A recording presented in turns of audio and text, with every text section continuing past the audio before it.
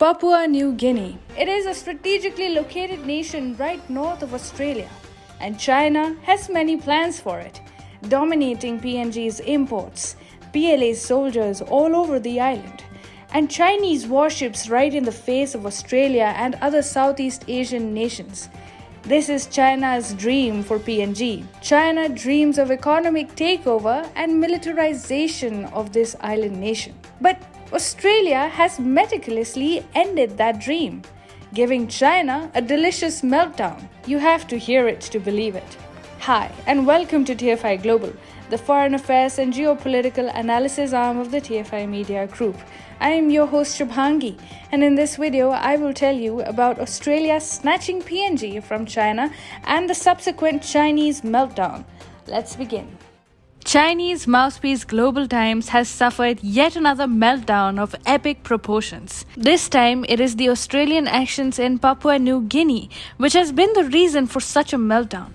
In an article titled "Planting Consultants Blocking Vaccine Approval, Threatening Officials, Australia Sabotages China-PNG Cooperation by All Means," Global Times outlined how Australia thwarted China's belligerent advances in the Pacific nation. The article talks about how Australia, and I quote, planted consultants in PNG to manipulate local epidemic prevention policies targeting China, obstructing the authorizing of Chinese vaccines emergency use, and threatening senior officials from welcoming Chinese vaccines.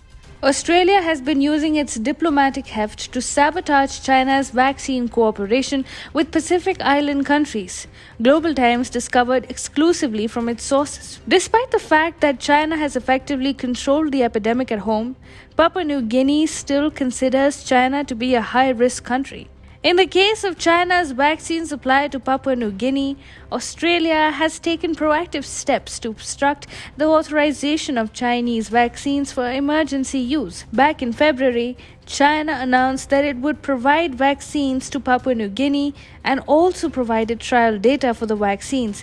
But with Australia working in the background, PNG's Epidemic Prevention Center did not approve the emergency use of Chinese vaccines until the end of May, after Australia's vaccines had already arrived in the country. Global Times goes on about how good it would have been for the Pacific Island states if they had chosen Chinese vaccines to fight against the virus.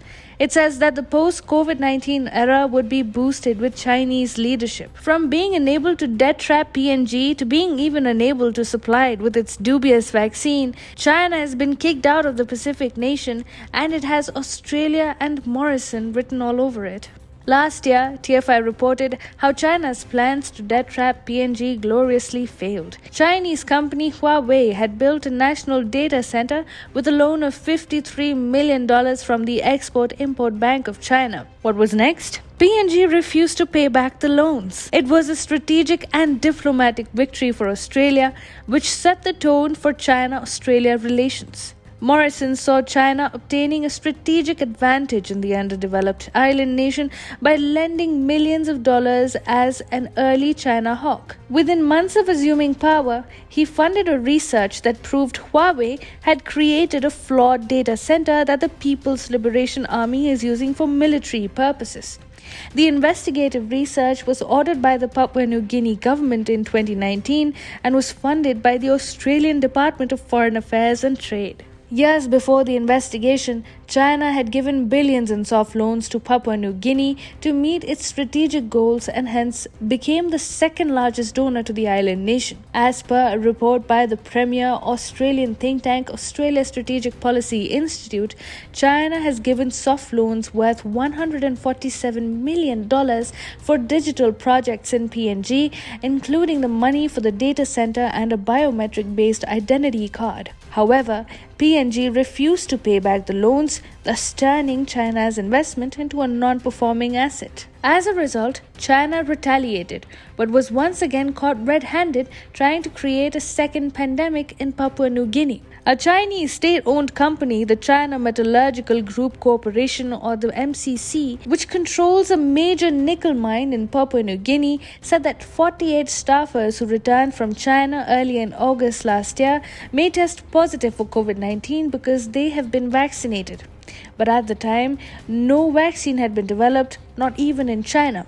Essentially, PNG was accusing China of experimenting on its people. PNG, backed by Australia, then demanded some tough answers from China over the atrocious development. While China continued to press its claims that the COVID cases should be attributed to vaccination, PNG refused to budge in the face of Chinese protest and said that PNG does not currently acknowledge a vaccine for the Chinese virus and has no plans to do so unless a vaccine is approved by health regulators. It has also issued a decree prohibiting coronavirus testing, trials, and vaccine treatments without approval within the island country. Again, back in August last year, TFI reported how PNG had suddenly taken a violent turn against China, its belligerence, and its investments, including the BRI. Australia had backed PNG diplomatically and became the force behind PNG's vaccination drive. Australia had even readied a $500 million immunization package for the Pacific Island nation.